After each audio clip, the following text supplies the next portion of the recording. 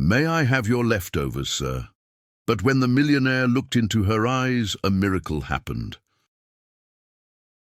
It was a cold evening in the heart of the city, the kind of evening where the neon lights reflected on the wet streets and people walked quickly, clutching their coats tighter, eager to escape the biting wind and retreat into the warmth of their homes or restaurants.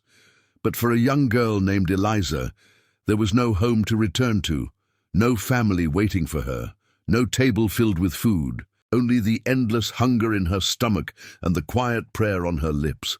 She had been living on the streets for months, invisible to the rushing crowd, yet her eyes still carried a softness, a flicker of hope that refused to die. And on this particular night, her path crossed with someone she never expected, a man who looked untouchable, powerful, and far too distant from the world of suffering she inhabited. His name was Alexander Grant, a billionaire known in the business world for his ruthless decisions and in the media for his cold demeanor. He was dining in one of the city's most luxurious restaurants, a place Eliza could never dream of entering. And yet fate placed her outside those shining glass windows, staring at the plates filled with food that she could almost taste through. The glass, and as Alexander finished his dinner and the waiter cleared his table, Eliza did something she never thought she would have the courage to do. She stepped forward with trembling hands, looked at him with wide, innocent eyes, and whispered softly, "May I have your leftovers, sir?" And in that moment, the entire world seemed to pause.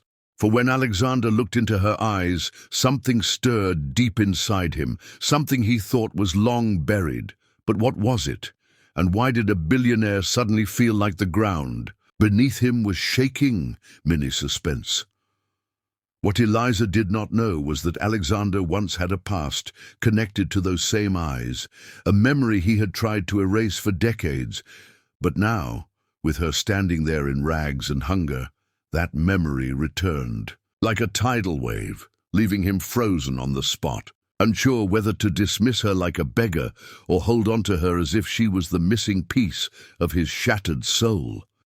And dear viewers, if you want to know how one question can change a billionaire's destiny, stay with me till the end, because what happens next will leave you breathless. And yes, don't forget to subscribe, because stories like this are created for you, to inspire you, to move you, and to remind you that miracles still happen in the most unexpected places. But instead of shooing her away, Alexander asked in a voice colder than ice, "Why would you want someone's leftovers? Don't you have any dignity?" His words were sharp, yet Eliza did not flinch. She stood firm, her lips trembling, but her eyes burning with quiet courage. "Dignity doesn't fill an empty stomach, sir, and tonight it's not about pride, it's about survival," she said, and in that simple answer, Alexander felt his chest tighten, because years ago he had spoken the same words when he himself was a boy with nothing, a boy abandoned, rejected, humiliated by a world that only valued wealth. Could it be that this stranger in rags was reflecting his own hidden wounds? Mini suspense. He wanted to walk away, to ignore the feeling, but something compelled him to stay, something in her tone, something in the way her hunger wasn't just for food, but for life itself. And so he surprised himself by pushing his untouched plate toward her, whispering, "Take it, if that's what you want." And as she reached for the plate with tears welling in her eyes, their hands brushed for a second, and in that second, Alexander saw more than hunger. He saw purity. He saw resilience. He saw a miracle. But was this miracle a blessing or a curse about to unfold in his life? The restaurant went silent. The wealthy patrons stared with disgust, murmuring under their breath about how disgraceful it was for a billionaire to hand food to a beggar. But Alexander ignored them. He was caught in a storm within himself, a storm only Eliza's eyes had awakened, and as she ate slowly, gratefully, savoring every bite as if it were gold, Alexander kept watching, unable to pull his gaze away, his mind spinning with questions. Who is she? Why does she feel familiar? Why do I care? And then, suddenly, A loud crash echoed from outside. A car screeched to a halt, and everyone turned their heads. But when Alexander looked back at Eliza, she was gone, vanished into the night like a ghost, leaving him with only questions and an emptiness he couldn't explain. Mini suspense. And dear viewers, imagine this. A billionaire who never believed in destiny is about to chase the very girl he dismissed as a beggar. So stay with me, and yes, hit that subscribe button, because this story is only getting started, and you won't want to miss the twists waiting just around the corner. Alexander did not sleep that night, his mind restless, haunted by the image of the girl who had disappeared into the shadows after touching his heart in a way he never thought possible. Her eyes replayed in his memory over and over, like a silent movie carrying a message he could not yet decode. And when dawn broke, instead of heading straight to his corporate office like every other morning, he found himself retracing the streets near the restaurant, searching for her face among the countless beggars, scanning every alley, questioning every vendor. But none of them knew her. Some shook their heads, others laughed at the absurdity of a billionaire looking for a homeless girl. But Alexander's determination grew stronger with every rejection, because deep inside he felt that finding her was not a choice. It was destiny, pulling him into something far greater than himself.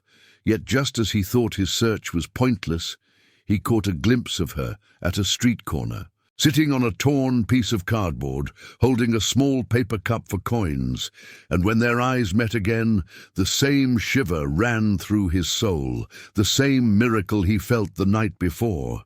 But before he could step forward, a group of rough-looking men approached her, snatched her cup, and pushed her to the ground, and without hesitation, Alexander ran toward them, his voice thundering, "Leave her alone!" But would his wealth and power mean anything on these streets ruled by hunger and violence? Mini suspense. The men laughed at him, mocking his expensive suit until one of them pulled a knife, and in that instant Alexander realized money could not shield him, but courage could, and he stood firm, fists clenched, ready to fight for a girl he didn't even know. And just when the knife-wielding man lunged, a police siren wailed from afar, scattering the bullies like rats, leaving Alexander and Eliza in a silence heavy with fear and gratitude. And as he helped her to her feet, she whispered, "Why would you risk yourself for me? You don't even know who I am." To which Alexander replied, his voice trembling yet sincere, "That's exactly why I don't know who you are, and I need to." Eliza hesitated, her eyes darting nervously as if holding back secrets too. Painful to share, but seeing the sincerity in his face, she finally murmured, "My name is Eliza. I used to have a home, a family, a future, but one mistake destroyed it all."